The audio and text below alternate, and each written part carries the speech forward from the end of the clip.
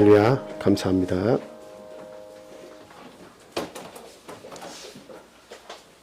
뒤에 화면 좀 켜주시겠어요?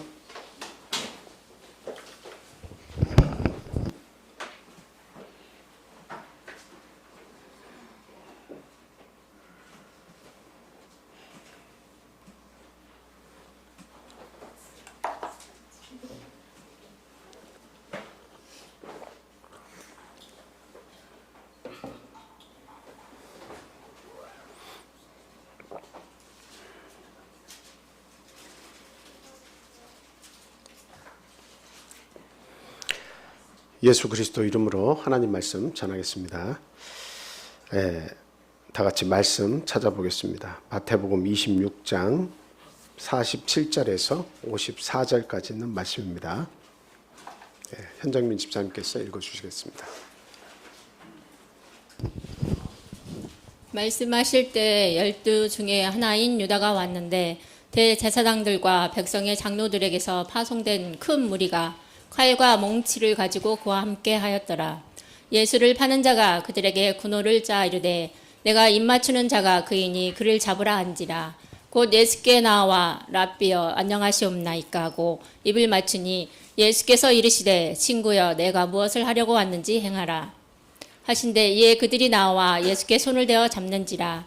예수와 함께 있던 자 중에 하나가 손을 펴 칼을 빼어 대제사장의 종을 쳐 그 귀를 떨어뜨리니 이에 예수께서 이르시되 내 칼을 도로 칼집에 꽂으라. 칼을 가지는 자는 다 칼로 망하느니라. 너는 내가 아버지께 구하여 지금 12군단 더 되는 천사를 보내시게 할 수 없는 줄로 아느냐. 내가 만일 그렇게 하면 이런 일이 있으리라 한 성경이 어떻게 이루어지겠느냐 하시더라. 아멘. 한 구절 더 보겠습니다. 요한복음 18장 10절에서 11절 말씀입니다. 이에 시몬 베드로가 칼을 가졌는데 그것을 빼어 대제사장의 종을 쳐서 오른편 귀를 베어버리니 그 종의 이름은 말고라. 예수께서 베드로더러 이르시되 칼을 칼집에 꽂으라. 아버지께서 주신 잔을 내가 마시지 아니하겠느냐 하시니라. 아멘. 오늘은 참을 수 없는 존재의 가벼움이라는 제목을 가지고 같이 생각하고 은혜를 나누도록 하겠습니다. 저희들이 참는다고 하는 것은 인내한다는 거죠. 우리가 구원을 향해서 출발을 했는데요. 그 구원을 이루기까지는 많은 수고와 또 많은 어려움들을 만나기 마련입니다. 그래서 참지 않고는 결국 구원을 이룰 수 없다, 이렇게 말씀을 드릴 수 있습니다. 그래서 우리가 마지막까지 참음으로 그 구원을 이루어야 하는데, 오늘 성경 말씀은 과연 우리에게 어떤 내용을 전달해 주는지 같이 깊이 묵상하고 그 속에서 주시는 교훈을 우리가 얻도록 그렇게 하겠습니다. 제가 설교를 준비하면서 참을 수 없다는 것은 도대체 무엇을 얘기하나 저 스스로에게 묻고 생각을 해봤습니다. 참지 못한다, 그건 무슨 얘기인가 생각을 해봤는데요. 첫째는 자기 욕심이 크다는 거예요. 참지 못한다는 것은 자기 욕심이 있다는 말입니다. 어떤 것에 대한 욕심, 그게 일에 대한 욕심도 있고 재물에 대한 욕심도 있고 세상에서 성공에 대한 욕심도 있고, 그 욕심이 있기 때문에 참지를 못하는 거죠. 그것을 향해서 이렇게 나아가는 겁니다. 그래서 이 참지 못하는 자의 특징을 잘 보면 욕심이 많고, 그 다음 두 번째는 참을 수 없다는 것의 특징은 무엇이냐면 직진하는 겁니다. 자기 생각만을 가지고 직진하는 거죠. 그게 하나님의 생각이 어떤 것인지, 그 상황이 돌아가는 것이 어떤 것인지 그것이 안 들어오고, 내 생각이 강해서 곧 죽어도 나는 내 길을 가겠다라고 했을 때에 참지 못하는 겁니다. 그래서 그 존재가 가벼워지는 거죠. 그 무게감이 떨어지는 겁니다. 그래서 우리의 구원이 약화되고 결국은 믿음에서 흔들리는 일들을 많이 경험할 수밖에 없다라고 하는 겁니다. 지금 러시아의 푸틴 대통령이 그 전쟁을 일으켜서 참 얼마나 많은 사람이 지금 죽어가고 있습니까? 지금 러시아 그 군사들이 죽어간 내용을 보니까 15만 명이 넘었어요. 15만 명, 15,000명이 아니고 15만 명이 넘었습니다. 그리고 날마다 600명에서 1000명 가까이가 총알바지로 계속 죽어가요. 예. 심지어는 총알도 안 주고 총만 주고 빈 총을 가지고 그리고 예전에 몇십 년 전에 사용했던 그런 총들까지 동원을 해서 그냥 돌격 앞으로 해가지고 총알바지로 다 죽어가고 있습니다. 그래서 그 소수 종족들 참 그냥 느닷없이 잡혀와가지고 총알바지로 나가서 죽어가는 수많은 사람들. 지금 이제 또 전쟁이 불리해지니까 40만 명을 또 동원한다고 지금 이야기하고 있습니다. 그래서 세계와의 전쟁을 지금 선언을 하고 지금 모두가 우리를 향해서 공격하는데 우리가 대동단결을 할 때다라고 하면서 40만을 동원한다고 하는데 이 백성들은 명분이 불명확하니까 다 뿔뿔이 도망 다니고 그리고 어떻게 해서든 돈을 쓰든 외국으로 나가든 그 전쟁을 피해서 이렇게 군사 동원을 하는데 피해 나가려고 지금 애를 쓰고 있죠. 그러니까 아예 공무원들 같은 고위 공직자 같은 경우는 아예 해외로 못 나가도록 이렇게 딱 정해놔 버렸어요. 참 이런 내용을 보면 이 푸틴이 정말 가만히 있었으면 사실은 세계 군사 강국 2위잖아요. 미국 다음으로 얼마나 그 강한 나라로 많은 사람들이 생각하고 그 나라를 이렇게 참 위상을 높게 생각을 했습니까? 그런데 이 푸틴의 그 가벼운 생각, 가벼운 결단으로 말미암아서 푸틴의 위상이 완전 땅바닥으로 지금 추락을 하고 있습니다. 그 안에서의 그 국가 권력을 잡기 위한 이런 그 아귀다툼이 또 일어나고 있고 또 세계적으로 경제적으로 많은 사람들이 우크라이나를 지원하면서 어때요? 정치적으로도 위기감이 조성이 되고 경제적으로도 위축이 되고 그냥 러시아가 아마 이 전쟁 끝나고 나면 아주 형편없는 나라로 전락을 해버리고 말 겁니다. 이와 같이 한 사람의 가벼움을 통해서 그 나라가 얼마나 큰 위기에 처해 있고 또 전 세계가 참 얼마나 많은 식량난과 여러 가지 경제적인 피해를 동시에 보고 있는가 하는 것을 생각할 때에 참 자기 나라에게도 위험이고 전 세계에게도 참 많은 아픔을 안겨줬다라고 하는 것을 알 수가 있습니다. 그래서 세상에서도 그 존재의 가벼움이라는 것, 자기의 욕심 때문에 일어난 이런 일들을 통해서 이 가벼운 생각과 판단을 통해서 이러한 일이 초래되지만 우리 신앙 안에서도 마찬가지다라고 하는 것을 오늘 말씀은 분명히 전해주고 있습니다. 여기에 등장하는 인물을 보면 가룟 유다가 첫째 나오죠.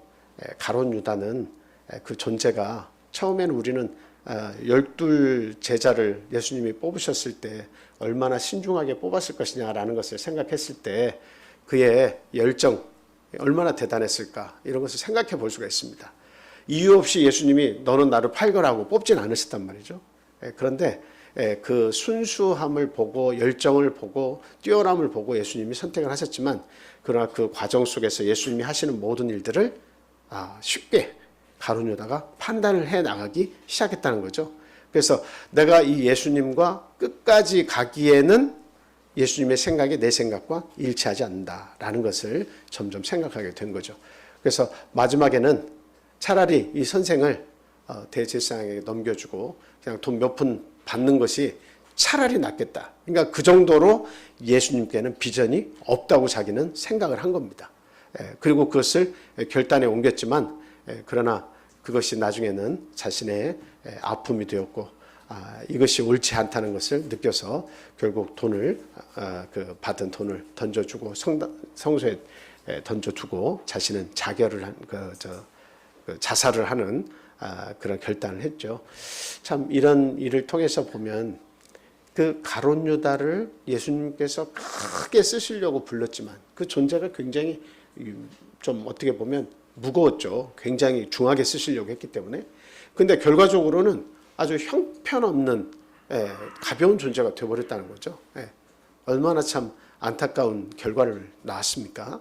그리고 또 거기에 그 나와 있는 내용들을 보면 그 대제사장이나 그들과 함께 예수님을 검과 망치 같은 걸로 잡으려고 온 그런 사람들이 있었잖아요.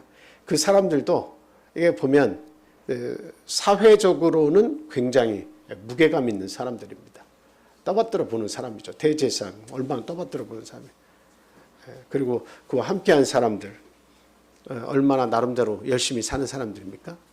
근데 그가 하는 일들을 이렇게 보면 세상에서는 그런 위치에 있고 세상에서는 그를 무게감 있게 볼지 모르지만 그들이 하는 일들을 보니까 하나님께서 보실 때는, 예수님께서 보실 때는 그들이 하는 모든 일들은 어떻게 보였을까요? 하나님의 일을 방해하는 일로 보일 수밖에 없는 거죠. 형편없이 가벼운 존재들로 보였다라고 하는 것을 알 수가 있습니다. 그런데 믿음 안에서 예수님께 교육을 받고 예수님과 여러 가지 기적을 경험하고 주는 그리스도시요 살아계신 하나님의 아들이십니다 라고 고백까지 했던 이 베드로가 예수님께서 그렇게 잡히자마자 하나님의 아들인데 잡히자마자 이게 웬일이냐, 장차 유대의 왕이 되실 분이신데 이게 웬일이냐라고 하면서 자신이 갖고 있던 칼을 들어서 예수님을 잡으려고 하는 체포조를 향해서 의분을 품고 어때요? 칼을 휘둘렀죠. 그래서 대제사장의 종 말고의 귀를 잘라버렸습니다. 그러니 그 다음에 성경을 이렇게 말씀을 읽어보니까 어때요? 예수님께서 너 참 잘했다. 베드로야 고맙다. 너의 의분을 내가 칭찬하노라. 이렇게 말씀하셨습니까? 아니면 뭐라고 말씀하셨습니까? 칼로 흥한 자는 칼로 망한다. 간단하게 말씀하셨어요. 칼로 흥한 자는 칼로 망한다. 그게 예수님의 말씀이에요. 그러니까 그 말씀은 오늘 이 제목으로 우리 생각해 본다면 가벼운 자가 되지 말라는 거예요. 무게감 있는 사람이 되라는 겁니다. 하나님이 생각하셔도 무게감 있는 사람이 되라는 겁니다. 좀 무거운 사람이 되라는 거죠. 그 마음속에 예수 그리스도를 나의 구주로 모시고 이 신앙생활을 하는 사람들은 무게감이 있어야 된다는 거죠. 하나님이 주신 말씀이 그 속에 있어서 그 법도 안에 살도록 또 그것이 나를 인내하게 만들고 그것이 나에게 힘이 되어서 무게 있게 살게 만들어 주는 것인데 너는 말씀이 어디에가 있느냐라고 하는 겁니다. 왜 이렇게 가볍게 판단하고 가볍게 네가 하고 싶은 대로 충동적으로 일을 하느냐라고 지금 예수님께서 말씀을 하고 계신 겁니다. 그래서 칼로 흥한 자는 칼로 망하는 것을 알지 못하느냐는 거죠. 그러면서 말고의 귀를 다시 붙여주셨어요. 붙인다는 게 이게 그냥 붙는 겁니까? 붙인다고? 예수님께서 하나님의 아들로서 오셨기 때문에 당신 스스로가 하나님 본체이시기 때문에 가능한 일 아닙니까 이게? 어떻게 살이 이렇게 딱 붙는다고 뭐 접촉도 없이 딱 하면 어떻게 붙어요? 예수님께서 하신 그 일로 말미암아 우리 하나님께는 12영도 더 되는 그런 군단에 그런 수많은 천사들이 있어서 보호하시려면 얼마든지 보호하실 수 있다는 것을 예수님 말씀하셨어요. 왜 그것을 모르느냐라고 이야기를 하고 있는 것이죠. 그래서 오늘날 이 사건이 우리에게 주는 교훈이 무엇이냐, 저는 이렇게 간단하게 3가지 정도로 여러분에게 말씀을 드리려고 합니다. 첫째는 무엇이냐면 우리의 가벼움이라고 하는 것은 하나님 나라가 내 안에서 이루어지지 않는다. 우리 존재의 가벼움으로는 하나님의 나라가 내 안에서 이루어지지 않는다라고 하는 겁니다. 여러분, 하나님 나라가 이루어진다, 이루어지지 않는다고 하는 그 의미가 뭘까요? 하나님 나라가 이루어진다. 그것은 뭡니까? 하나님이 내 안에서 통치하시냐, 통치하시지 않느냐라고 하는 의미입니다. 하나님께서 나에게 어떻게 통치하세요? 뭐 이래라 저래라 말씀하신 것도 아닌데, 그런데 하나님의 말씀을 많이 듣고 이런 설교 말씀이나 성경 공부나 하나님의 말씀을 많이 듣고 하나님의 말씀을 내 안에 가지고 있으면 그 말씀들이 나를 주장을 해가지고 이렇게 못하도록 막아요. 이렇게 하지 못하도록 막는다. 그래서 하나님의 말씀이 많이 있으면 절제가 많이 되는 거예요. 그리고 하나님의 말씀이 내 안에 많이 녹아내려 있으면 내 존재가 무거워집니다. 무거워지는 거예요. 함부로 말할 수가 없어요. 함부로 말할 수 없어요. 쉽게 판단할 수 없어요. 이 사람 저 사람은 쉽게 판단할 수 없어요. 그래서 어떤 것이든 무게감 있게 행동하고 무게감 있게 말하고 무게감 있게 생각할 수밖에 없도록 하나님의 말씀이 내 안에서 주장을 하시는 거예요. 그게 하나님의 통치입니다. 우리 믿는 사람들은 무게감을 어디에서 찾을 수 있어요? 청년이 무엇으로 자기의 길을 삼갈 수 있느냐? 그건 오직 주의 말씀으로 삼갈 수밖에 없다라고 하는 겁니다. 시편 119편에 나와 있잖아요. 네. 무엇으로 삼가요? 하나님의 말씀으로 삼가서 우리는 인내할 수밖에 없다는 겁니다. 결국 하나님의 나라가 이루어지지 않는다 그러면 내 마음속에 하나님의 나라는 오늘 어디에 임해? 우리 마음속에 임하는 거죠. 여기 있다 저기 있다 할 수 없는 것이 아니라 우리의 마음속에 있는 것이에요. 그리고 하나님의 나라는 의와 평강과 희락이라고 그렇게 말씀하셨습니다. 그러면 하나님의 나라가 이루어지지 않으면 그 속에는 의가 있습니까 없습니까? 의가 없어요. 평강이 있어요 없어요? 평강이 없어요. 평안함이 사라집니다. 기쁨이 있어요 없어요? 희락이 없습니다. 그래서 우리가 내 삶을 우리가 스스로 돌아봐야 돼요. 과연 내 속에 하나님의 나라가 있느냐 없느냐라고 하는 것을 스스로 물어볼 때에 그 속에 의가 평강과 희락이 내 속에 있느냐라는 것을 물어봐야 됩니다. 만약에 하나님의 나라가 내 속에 있다면 이 세 가지가 꼭 내 안에 있는 것이죠. 이게 없다면 우리는 회개하고 하나님 앞에 나와서 무릎 꿇고 우리가 하나님의 인도를 받아야 됩니다. 네. 그래서 마음속 평안도 없고 기쁨도 없고 거기에다가 좋은 생각이 나지 않는다 이 말입니다. 왜? 불안하니까, 답답하니까, 기쁨이 없으니까 좋은 생각이 날 리가 없어요. 그리고서는 편안한 잠을 잘 수가 없습니다. 그리고 그의 모든 행동은 가벼워지는 겁니다. 하나님의 말씀이 없으면 행동이 가벼워지는 거예요. 그래서 우리가 그 세상 사람들, 세상 사람들을 이렇게 보면 세상 사람들이 뭐 무게감이 없다, 세상 사람들은 생각이 없다, 쉽게 행동한다 그런 게 아니에요. 세상 사람들도 법 없이 살 수 있는 사람들도 많고 세상 사람들 중에는 정말 무게감 있게 많은 사람들의 참 이렇게 칭찬을 받을 만한 그런 일을 하는 사람들이 많이 있습니다. 그럼에도 불구하고 하나님이 보실 때 어떠냐 이 말이에요. 하나님이 보실 때 하나님을 믿지 않는 자들의 무게는 한도가 있어요. 이 세상에서는 참 잘 살았습니다. 그 이름이 우리 후대에 길이길이 남을 것입니다. 얼마나 박수 받을 만하고 정말 세상에 기여한 그 기여도 공로가 굉장히 커서 그 역사에 길이길이 남을 정도로 그런 일을 했고 또 그렇게 안 했더라도 정말 그 나라와 민족을 위해서 또는 자기 가정을 위해서 그 수고한 많은 일들을 볼 때 그 가족들이 박수를 치면서 얼마나 칭찬을 하고 길이길이 그걸 생각할 것입니까? 그런 무게감이 있지만 하나님을 마지막까지 부인하고 알지 못한 채 이 세상을 떠나게 된다면 하나님이 보실 때는 저울로 쟀을 때 어때요? 무게가 있다, 무게가 없다. 안타깝다. 무게가 없다는 겁니다. 내 인생만 살다가 직진하는 거예요, 직진. 하나님을 알 수 있는 기회를 받지 못한 것도 안타깝지만 하나님을 믿을 수 있는 기회가 와도 그것을 뿌리치는 직진하는 것은 뭐예요? 욕심에 이끌려서 한평생 살다 간 사람들이라는 겁니다. 누가 뭐라고 해도 아무리 착해도 아무리 깨끗하게 살려고 노력한 사람도 자기의 욕심을 이루다가 그거 인생이 끝나니까 간 사람이 불과한 거예요. 하나님 보실 때는.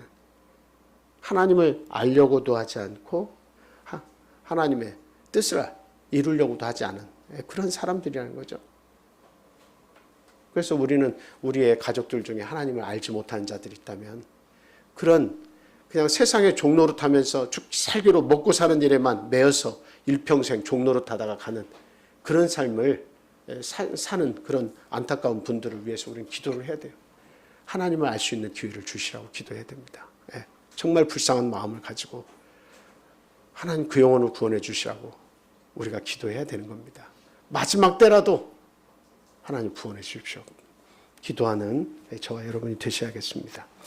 그래서 가볍게 예수를 믿었다고 하는데 내 행동과 말이 모든 것이 처사가 가볍다라고 하면은 거기에는 분명한 문제가 있는 겁니다. 제가 한 번은 여기 신호를 이렇게 저기 그 좌회전 받는 데가 있는데요. 신호를 한 번은 위험했어요. 그 위반을 했습니다. 거기는 이제 그 자연스럽게 이렇게 그 도는 걸 뭐라고 하죠? 비보 좌회전.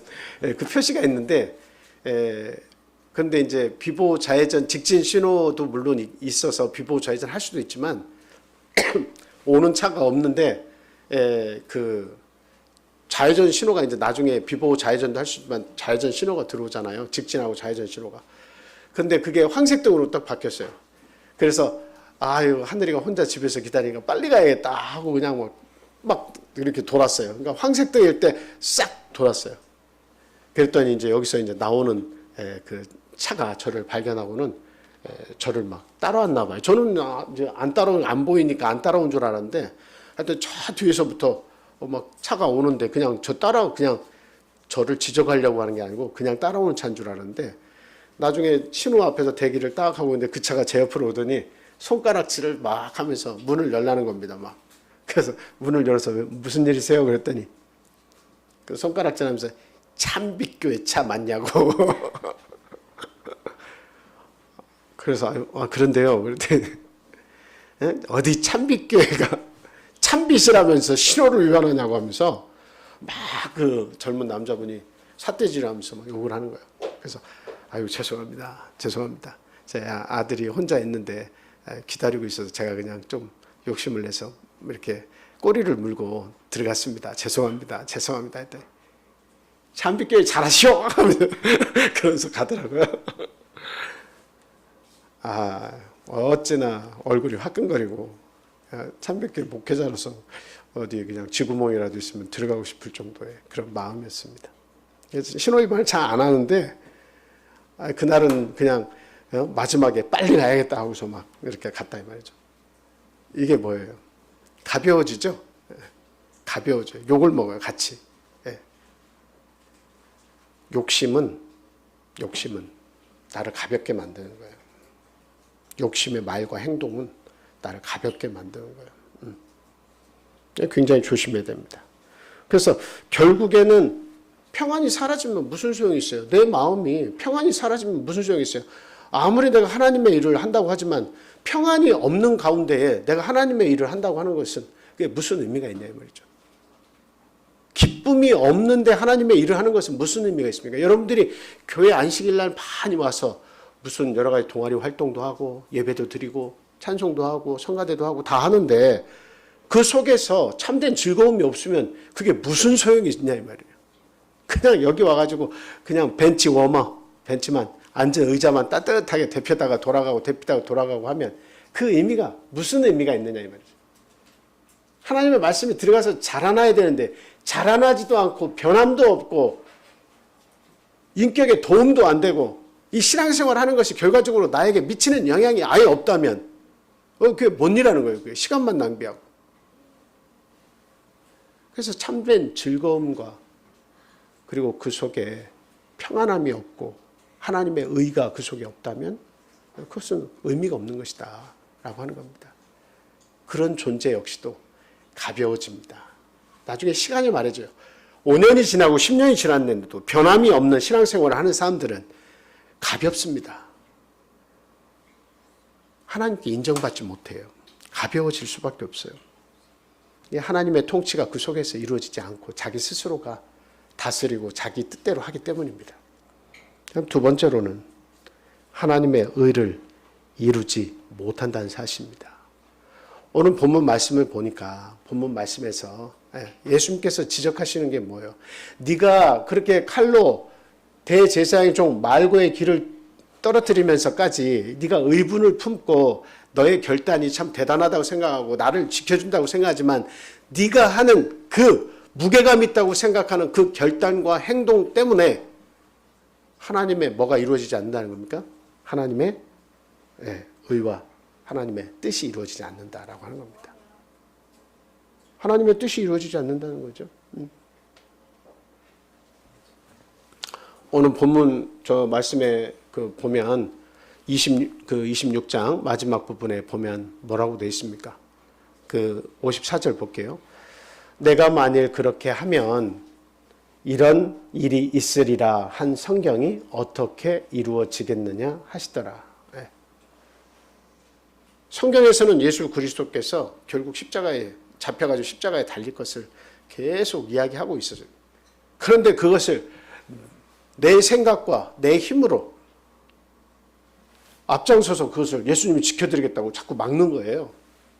그러니까 예수님은 베드로에게도 아주 과감하게 말씀하셨어요. 아주 나를 사랑하고 아주 열심적인 그런 제자라는 것을 알고는 계셨지만 아주 강하게 말씀하시죠. 내 뒤로 물러가라. 사단아, 내 뒤로 물러가라. 너는 나로 하여금 넘어지게 하는 자다. 이렇게까지 말씀하셨죠. 그리고 여기에서는 칼로 흥한 자는 칼로 망한다. 칼 집어넣어라. 이렇게까지 얘기하시고 하나님의 의와 하나님의 뜻을 이루지 못한다. 네가 그렇게 하면 하나님께서 끊임없이 나에 대해서 말씀한 성경이 응해야 마땅한데 네가 그것을 지금 막고 있다. 비껴라라고 하는 말씀이죠. 네. 이와 같이 가벼운 이런 행동과 가벼운 생각과 가벼운 결단과 하나님을 생각지 않는 이와 같은 일들은 하나님의 의와 그리고 하나님의 뜻을 이루지 못한다라고 하는 것을 우리가 분명히 알 수가 있습니다. 여러분, 하나님의 그 의라고 하는 것은 뭐죠? 또 하나님의 뜻이라고 하는 것은 뭡니까? 하나님의 의는 뭐고 하나님의 뜻은 뭘까요? 하나님의 의는 의는 뭐예요? 의. 하나님의 의. 저희들이 많이 말하죠. 하나님의 의, 하나님의 뜻.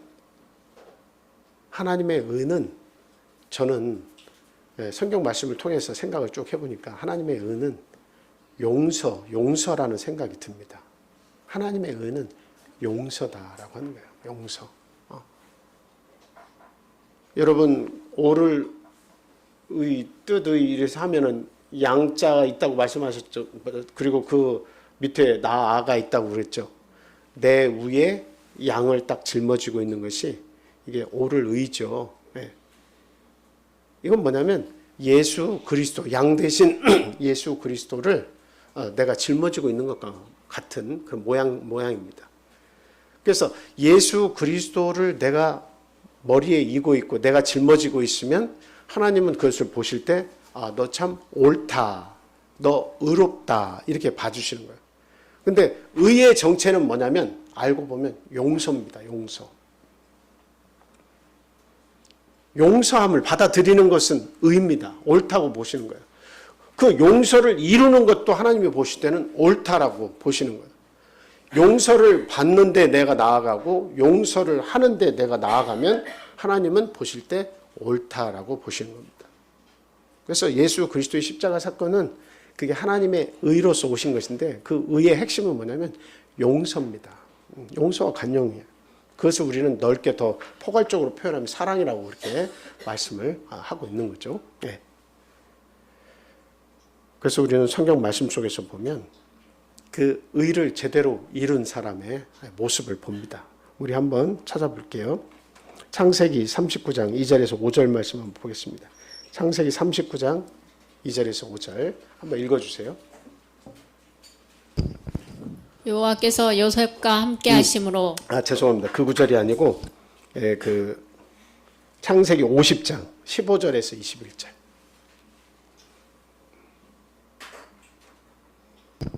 요셉의 형제들이 그의 아버지가 죽었음을 보고 말하되 요셉이 혹시 우리를 미워하여 우리가 그에게 행한 모든 악을 다 갚지나 아니할까 하고 요셉에게 말을 전하여 이르되 당신의 아버지가 돌아가시기 전에 명령하여 이르시기를 너희는 이같이 요셉에게 이르라 내 형들이 내게 악을 행할지라도 이제 바라건대 그들의 허물과 죄를 용서하라 하셨나니 당신 아버지의 하나님의 종들인 우리 죄를 이제 용서하소서 하매 요셉이 그들이 그에게 하는 말을 들을 때에 울었더라.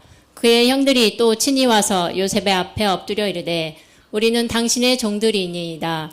요셉이 그들에게 이르되 두려워하지 마소서 내가 하나님을 대신하리이까 당신들은 나를 해하려 하였으나 하나님은 그것을 선으로 바꾸사 오늘과 같이 많은 백성의 생명을 구원하게 하시려 하셨나니 당신들은 두려워하지 마소서 내가 당신들과 당신들의 자녀를 기르리이다 하고 그들을 간곡한 말로 위로하였더라. 네, 여기에서 참 우리에게 감동을 주는 말이 있는데 그 형제들이 아버지 부친 상을 끝내고 돌아왔으니까 이제는 요셉이 총리니까 애굽의 총리가 됐으니까 적극적으로 우리를 괴롭히고 우리를 죽일 수도 있다 이렇게 굉장히 이제 생각하고 겁을 먹은 거죠.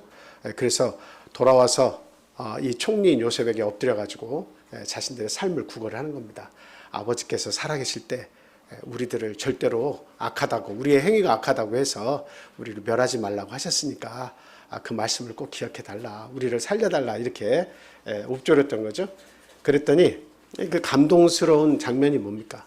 그 말을 듣고 요셉이 어땠다고요? 울었다고 돼 있어요. 울었다고 돼 있어요. 형들이 생각하는 거, 그거 내 마음속에 아무것도 건덕지 하나도 남아있지 않은데, 형들은 끊임없이 그 고통 가운데서 계속 지내고 있고, 여전히 아버지가 돌아가셨는데도 불구하고 이 슬픈 가운데에 자기들의 안위를 걱정하면서 살려달라고 하고 있어요. 자기를 아직도 모르는 거예요. 예.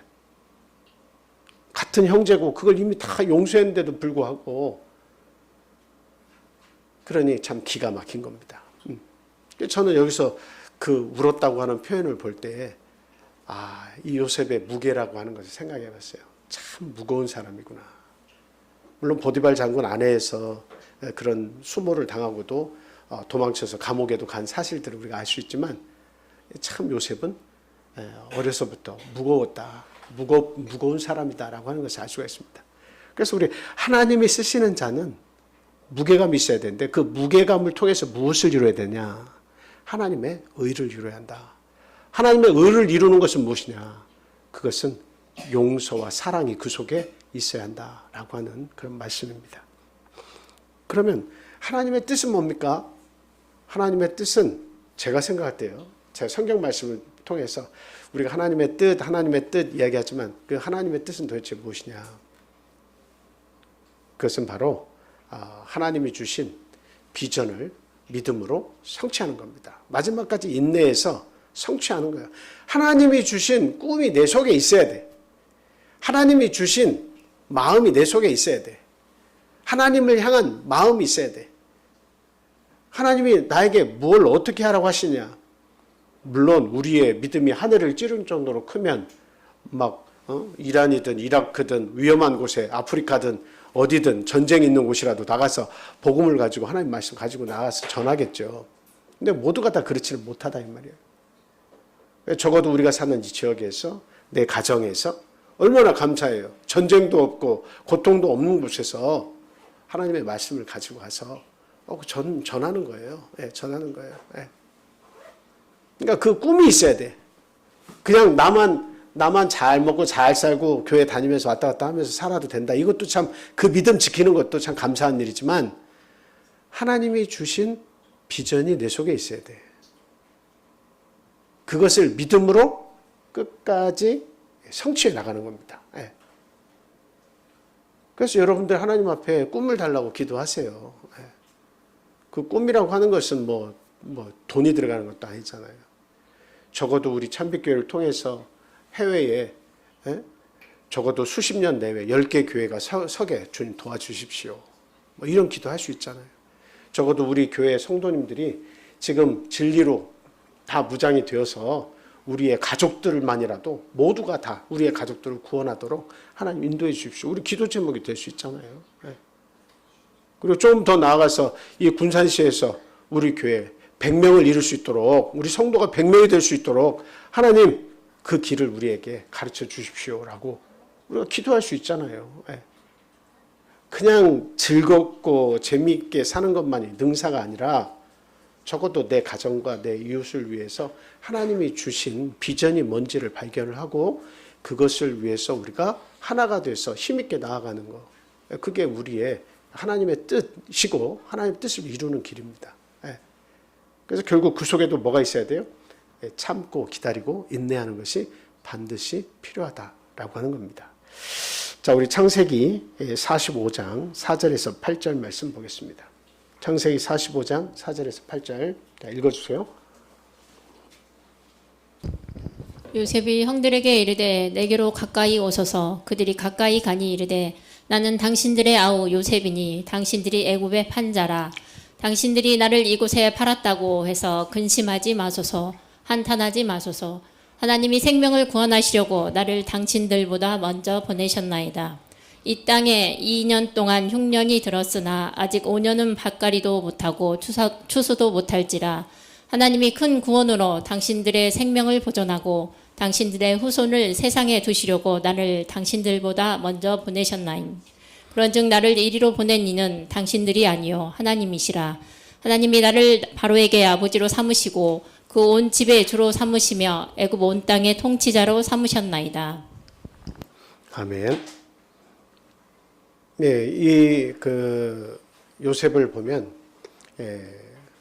참 하나님이 선택하시고 하나님이 그 속에 꿈과 비전을 넣어 주셔가지고 그것을 하나님의 뜻대로 인도를 하셨다는 것을 우리가 알 수가 있습니다. 여기서 보니까 형들은 나를 팔았지만, 노예로 팔았지만, 또 나를 죽이려고 했지만, 결과적으로 하나님은 나를 여기 큰 애굽 땅의 통치자로 삼으셨다라고 하는 거 아닙니까? 그러니까 결과적으로 그것은 내가 잘났어도 아니고 내가 계획했어도 아니고 하나님의 뜻을 이루시기 위해서, 하나님 당신의 뜻을 이루시기 위해서 나를 먼저 보내신 것일 뿐이다라고 이야기하고 있어요. 그것을 감추고 조금 목에 힘주고 왜 그랬어요 형님들 하고 한마디 할 수도 있잖아요. 근데 요셉을 보니까 참 무게감 있는 사람이에요. 정말 참 대단한 사람이라는 생각이 듭니다. 교만함이 없어요. 아주 겸손해요.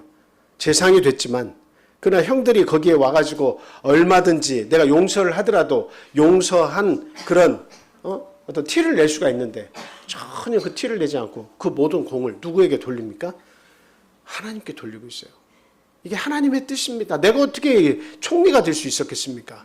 내가 어떻게 발버둥 친다고 해서 내가 이런 높은 자리에 앉을 수 있었겠습니까? 그 결코 아니라는 거죠. 그래서 하나님이 하셨다는 거예요. 하나님의 의와 뜻을 이루는 것이 마땅하다고 요셉은 이야기를 하는 겁니다. 그랬을 때 하나님과 함께한 요셉의 삶을 보면 하나님은 계속 요셉에 대해서 지켜보시면서 이야기합니다. 성경은 그 표현을 뭐라고 얘기합니까? 형통하였더라라고 이야기하고 있습니다. 우리 다 같이 말씀 찾아보겠습니다. 창세기 39장 2절에서 5절 말씀입니다.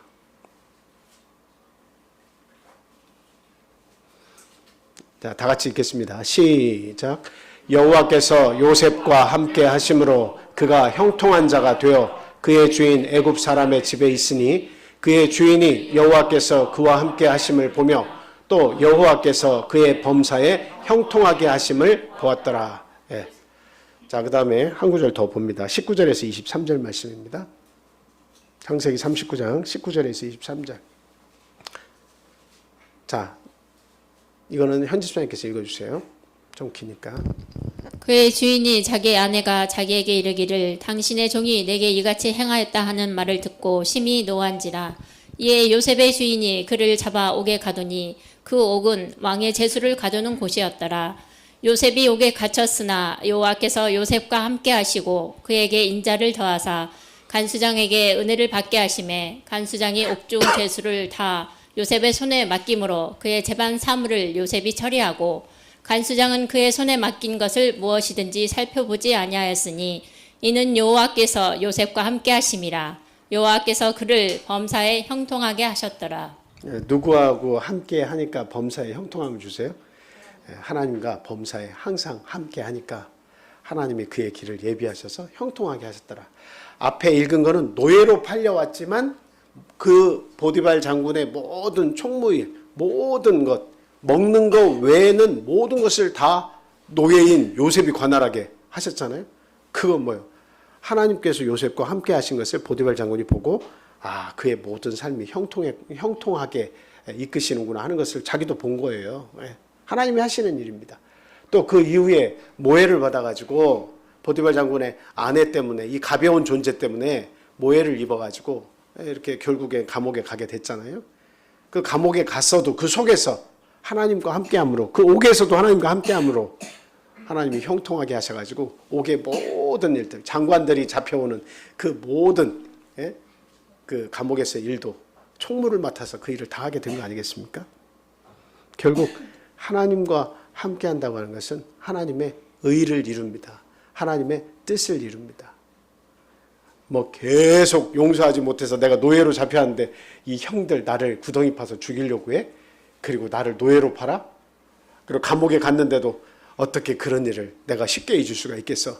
감옥에 가서까지 계속 만약에 그걸 가지고 있으면 어떻게 돼요? 하나님의 의가 이루어져요? 용서가 이루어져요? 하나님의 사랑이 그 안에 있어요? 이루어지지 않는다. 어떻게 그 형통한 길이 열리겠습니까? 좋은 생각이 나고 형통한 길이 어떻게 열리겠습니까? 결국 하나님의 의와 뜻을 이루기 위해서는 우리는 하나님의 통치를 받고 무게감이 있는 신앙생활을 해야 한다라고 하는 것을 우리가 알 수가 있습니다. 자, 마지막 세 번째로는 하나님의 의를 이루지 못한다는 것 다음으로는 하나님의 진노를 살 수 있다는 것을 우리가 생각을 해야 된다라고 하는 것입니다. 다니엘서 5장 17절에서 30절 말씀 한번 보겠습니다. 다니엘서 5장 17절에서 30절입니다. 한번 읽어주세요. 다니엘이 왕에게 대답하여 이르되 왕의 예물은 왕이 친히 가지시며 왕의 상급은 다른 사람에게 주옵소서. 그럴지라도 내가 왕을 위하여 이 글을 읽으며 그 해석을 아뢰리이다. 왕이여 지극히 높으신 하나님이 왕에 붙인 느부갓네살에게 나라와 큰 건세와 영광과 위엄을 주셨고 그에게 큰 건세를 주셨으므로 백성들과 나라들과 언어가 다른 모든 사람들이 그의 앞에서 떨며 두려워하였으며 그는 임의로 죽이며 임의로 살리며 임의로 높이며 임의로 낮추었더니 그가 마음이 높아지며 뜻이 완악하여 교만을 행함으로 그가 왕위가 폐한바되며 그의 영광을 빼앗기고 사람 중에서 쫓겨나서 그의 마음이 들짐승의 마음과 같았고 또 들나귀와 함께 살며 또 서처럼 풀을 먹으며 그의 몸이 하늘 이슬에 젖었으며 지극히 높으신 하나님이 사람 나라를 다스리시며 자기의 뜻대로 누구든지 그 자리에 세우시는 줄을 알기에 이르렀나이다.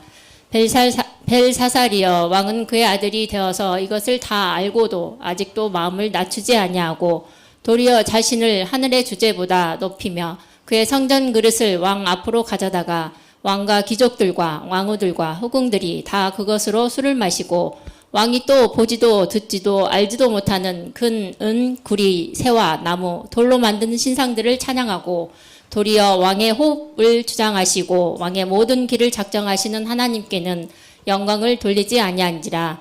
이러므로 그의 앞에서 이 손가락이 나와서 이 글을 기록하였나이다.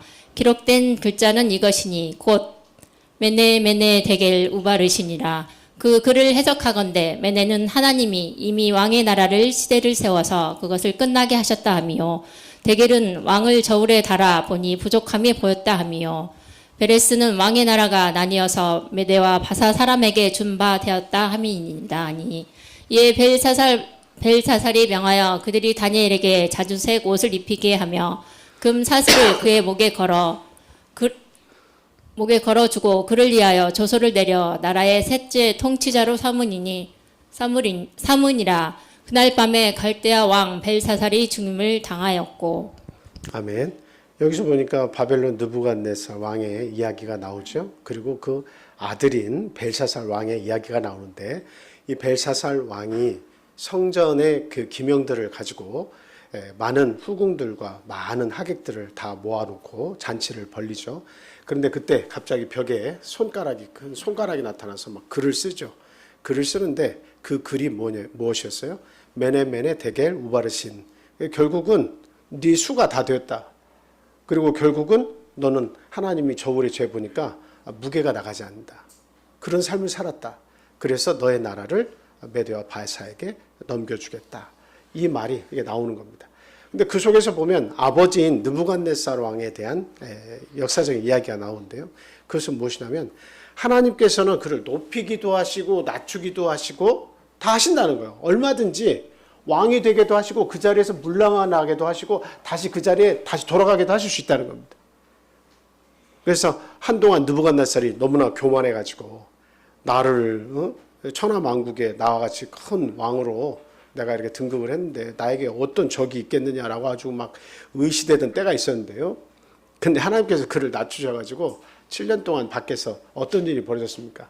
소처럼 되어가지고 풀을 뜯고 아주 그냥 짐승들과 함께 그 야외에서 거쳐서 사는 왕의 자리에서 나가가지고 그렇게 산 때가 있었어요. 그리고 나서 하나님이 복귀를 시킨 거예요. 결국 그가 깨달은 것이 무엇이라고 합니까? 아, 이 자리는 하나님께서 앉히시는 자리구나 하는 것을 깨달았다는 거죠.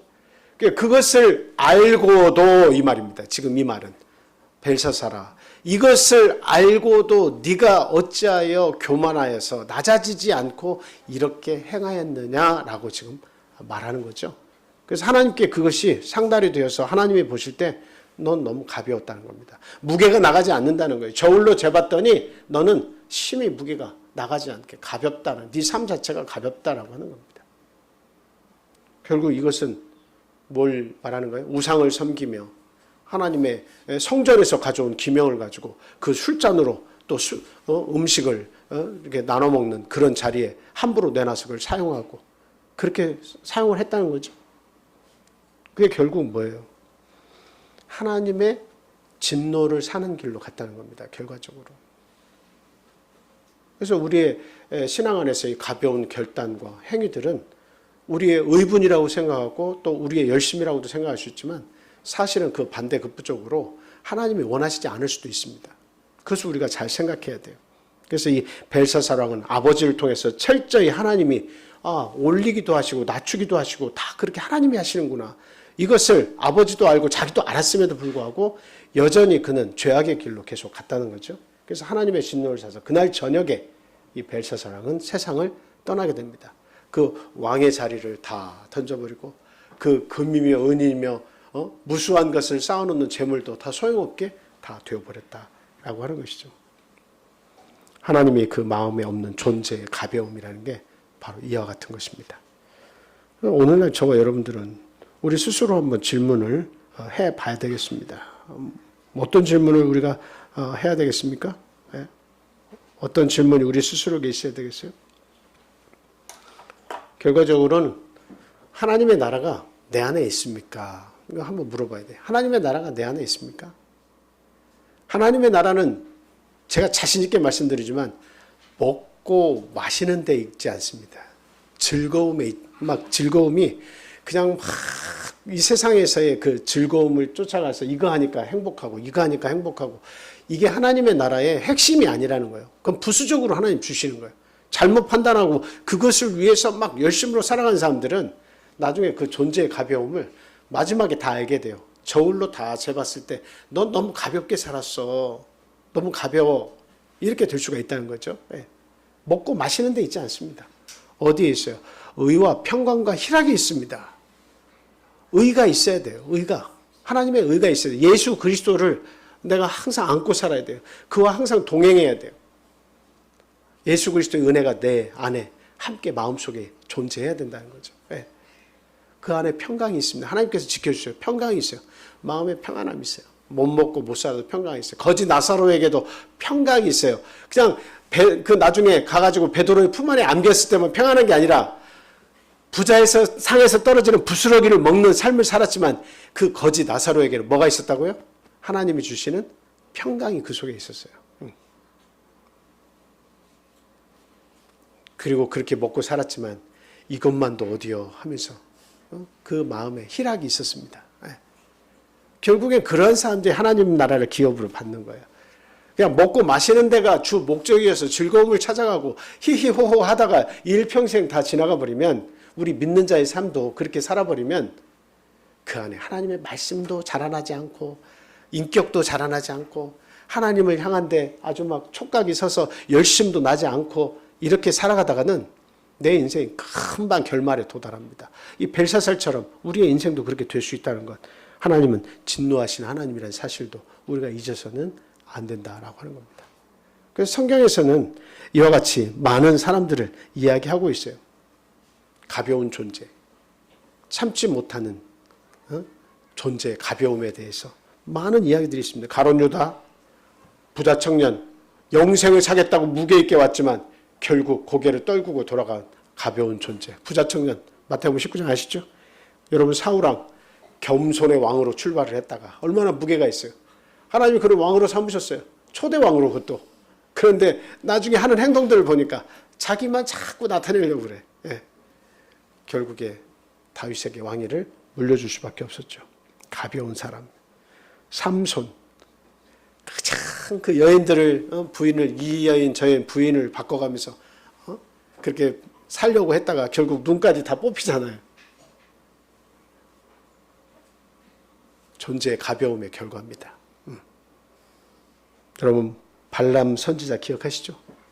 하나님께서 이스라엘을 저주하지 말라고 그렇게 얘기하신데도 불구하고 발락왕이 자꾸 예물을 주고 같이 가고 저주해달라고 부탁을 하니까 안 되는데 하면서도 또 가고 또 가죠.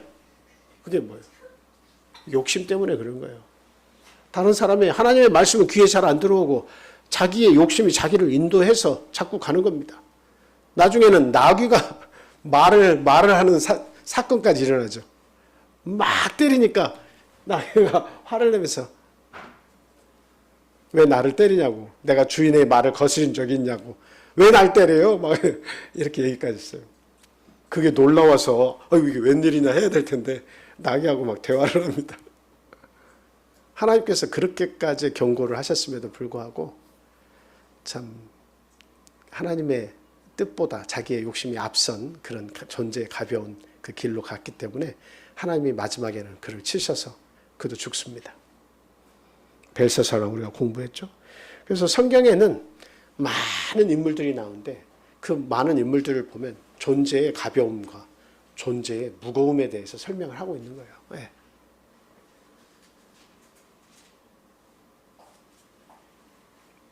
저는 오늘 분명히 여러분들에게 말씀드립니다.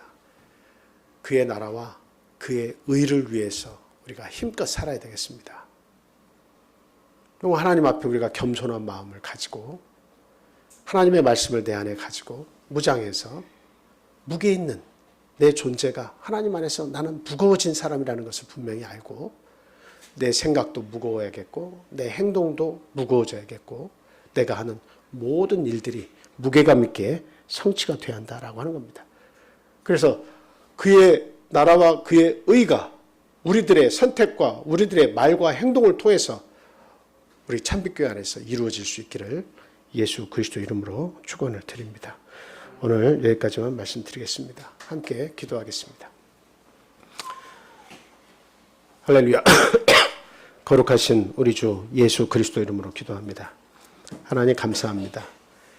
저희들을 예수님의 십자가 은혜로 거듭나게 하시고 예수님을 아바 아버지라 부를 수 있는 그런 권한을 저에게 허락해 주시고 죄와 사망의 굴레를 저주하시고 없애주셔서 저희들을 자유케 하셔서 하나님을 섬기게 하시니 진심으로 감사합니다. 하나님 저희들이 살아가는 동안 우리 존재가 예수님의 핏값으로 사신 존재라는 것을 알게 하시고 그만큼 무게 있게 행동할 수 있도록 우리의 입 앞에 파수꾼을 세우게 하시고 우리의 연약한 마음속에 성령의 강한 주장을 허락해 주시옵소서. 또한 우리가 살아가는 날들 동안에 세상의 죄의 유혹과 죄의 강력한 힘이 우리 주변에 역사하고 있음을 깨닫게 하셔서 그 죄와 사망과 싸워서 승리할 수 있도록 저희들의 무게 있는 신앙생활 하나님이 내 안에서 강력히 역사해 주셔서 죄와 싸워 이길 수 있도록 주님 능력 베풀어 주시옵소서. 항상 주님의 은혜를 사모하며 하나님의 말씀으로 삼가하며 여러 가지 죄악된 길에서 주님께로 돌이킬 수 있는 그와 같은 마음을 저에게 허락해 주시고 저희가 용서를 받은 만큼 많은 사람들에게 하나님의 의를 이루도록 그들을 용서하고 관용할 수 있도록 하나님 또한 큰 힘을 허락해 주시옵소서. 우리 참빛교회를 사랑하셔서 이곳에 교회를 세워주셨사오니 저희들을 통해서 하나님의 뜻이 이루어지기를 간절히 사모합니다. 하나님 능력 주시고 우리 개개인들의 삶을 통해서 우리의 가족이 구원 얻고 우리 주변의 이웃과 우리 친구들, 우리의 가족들이 믿는 놀라운 역사들이 일어날 수 있도록 주님 은혜 베풀어 주시옵소서. 이곳에 함께하지 못한 우리 사랑하는 영의 가족들 또 육의 가족들이 있는 줄 압니다. 하나님 그 영혼들 특별히 불쌍히 여겨 주시옵소서. 우리가 얻는 이 안식의 참된 축복을 그들도 함께 나누어 받도록 하나님 은혜 내려 주시옵소서.